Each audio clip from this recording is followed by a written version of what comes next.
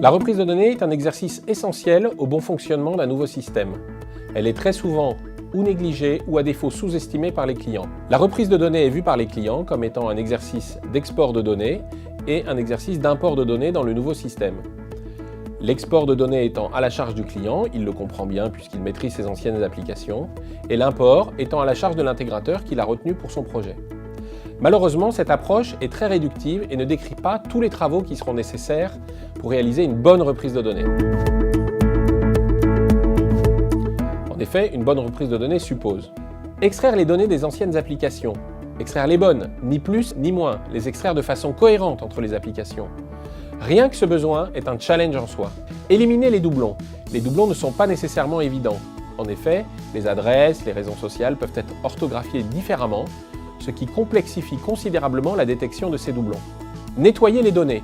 Par exemple, sur les adresses, vérifier les codes postaux, remettre les noms de villes correctement, réorthographier les adresses pour que la Poste les accepte sans difficulté. Transcoder les données, c'est-à-dire modifier les anciennes valeurs en de nouvelles valeurs. La transcodification des données est souvent perçue comme un exercice facile par le client. En réalité, il va s'avérer extrêmement complexe pour certaines données, telles que par exemple le plan comptable, les centres de coûts, les centres de profit. Il n'est pas rare de constater qu'il faille plusieurs mois avant d'avoir une transcodification correcte. Et même de parfois constater post-production que des erreurs de transcodification sont restées et n'ont pas été détectées préalablement. Formater les données pour que ces dernières soient compatibles avec le nouveau système. Ce reformatage peut être relativement complexe. En effet, les applications peuvent avoir des fonctionnements radicalement différents qui rendent ce formatage très sophistiqué. Un exemple classique est la TVA ou la gestion des écarts sur quantité ou sur prix dans les factures. Importer les données dans le nouveau système en gérant correctement les rejets. Contrôler que les données reprises sont à la fois complètes, ce qui n'est pas facile, correctes et qu'elles permettent de poursuivre les flux dans le nouveau système. Classiquement, les intégrateurs intègrent dans leur proposition la phase d'import des données et les clients ont bien anticipé de devoir exporter leurs anciennes données.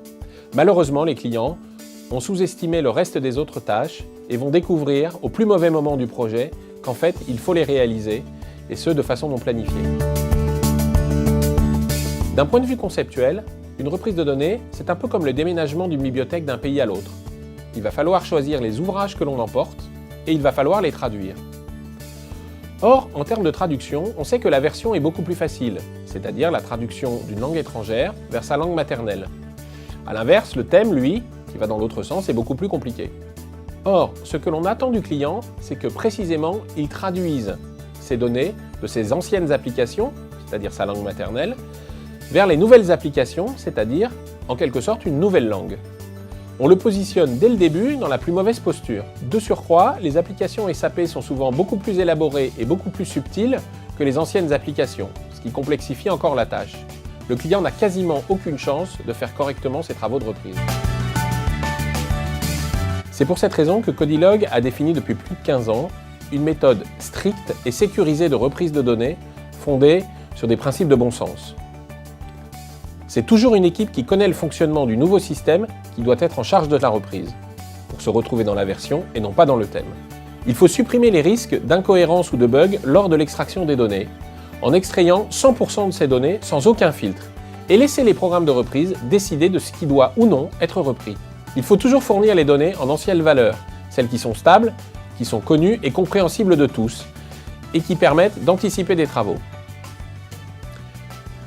Les travaux d'élimination des doublons sont à réaliser par les programmes de reprise, pour permettre à la fois d'éliminer les doublons entre les données qui sont fournies par les anciennes applications, mais aussi permettre de reconnaître des doublons avec des données qui sont déjà présentes dans le système, par exemple du fait d'un rollout antérieur.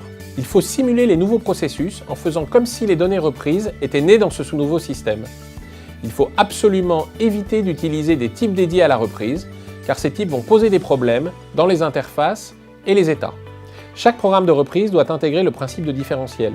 Le principe de différentiel consiste à vérifier si la donnée n'a pas déjà été reprise. Par exemple, dans une reprise de commande d'achat, la première chose à faire est de vérifier que la commande n'a pas déjà été reprise. Ce principe permet de traiter plus facilement les rejets et surtout offre un autopointage automatique. En effet, lorsque le programme indique qu'il n'y a plus rien à faire, c'est que la reprise est complète.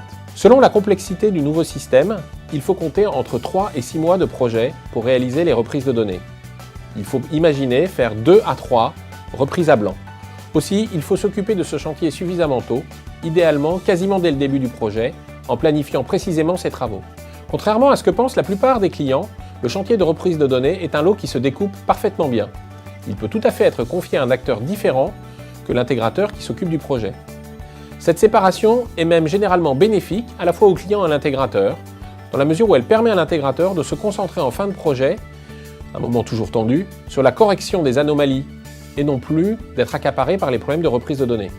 De par son expérience de très nombreux projets de reprise de données, Codilog a acquis une expérience à la fois sur le traitement des objets complexes tels que les contrats, les commandes, les ordres, les projets lissés. Codilog est ainsi capable de vous accompagner, bien sûr à la fois pour réaliser les programmes de reprise, mais aussi pour définir avec vous la stratégie de reprise de données dans votre propre contexte.